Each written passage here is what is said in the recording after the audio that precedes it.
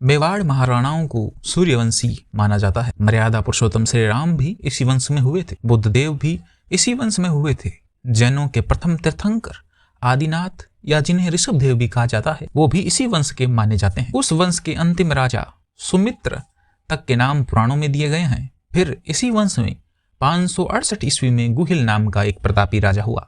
इसी के नाम पर गुहिल वंश की एक शाखा सिसोदा गांव में चली गई, जो आगे चलकर सिसोदिया कहलाई। मेवाड़ में 2 वंशों का शासन रहा है, एक गुहिल राजवंश, दूसरा सिसोदिया राजवंश। गुहिलादित्य से रतन सिंह तक गुहिल वंश की उपाधि रावल रही थी। गुहिल वंश 565 से 1303 ईस्वी तक रहा। सिसोदिया राजवंश राणा हमीर से महाराणा भूपाल सिंह तक।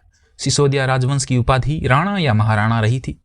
सिसोदिया राजवंश 1326 से 1948 यानी आज़ादी तक रहा। उदयपुर राजवंश 568 से प्रारंभ होकर आज़ादी तक चला। लगभग 1350 वर्ष तक शासन करने वाला यह विश्व का सबसे लंबा चलने वाला राजवंश है। इतना लंबा राजवंश विश्व में कहीं और नहीं चला। कन्नौज में जब हर्षवर्धन का शासन था, उस समय मेवाड़ का शासक शिलादित्य था। शिलादित्य का उल्लेख सामोली गांव के शिलालेख से प्राप्त होता है। बताया जाता है कि वो शिलालेख 646 ईस्वी से प्राप्त हुआ है। उदयपुर राजवंश सूर्यवंशियों में प्रमुख रहे हैं।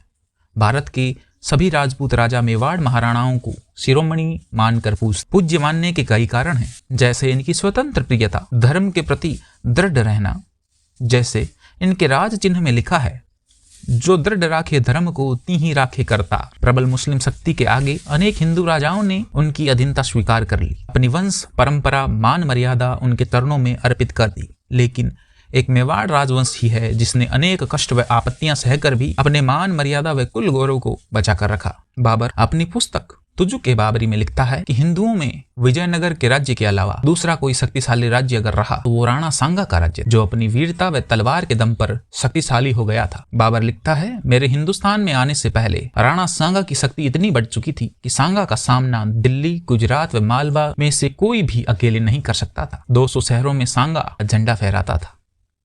जहांगीर भी तुजुक के जहांगीरी में लिखता है कि राणा अमर सिंह हिंदुस्तान के बड़े सरदार व राजाओं में से एक है। इनके पूर्वजों की श्रेष्ठता सभी राजा स्वीकार करते हैं। ये अनेक लड़ाइयां लड़ते रहे, लेकिन किसी भी राजा के आगे सर नहीं झुकाया।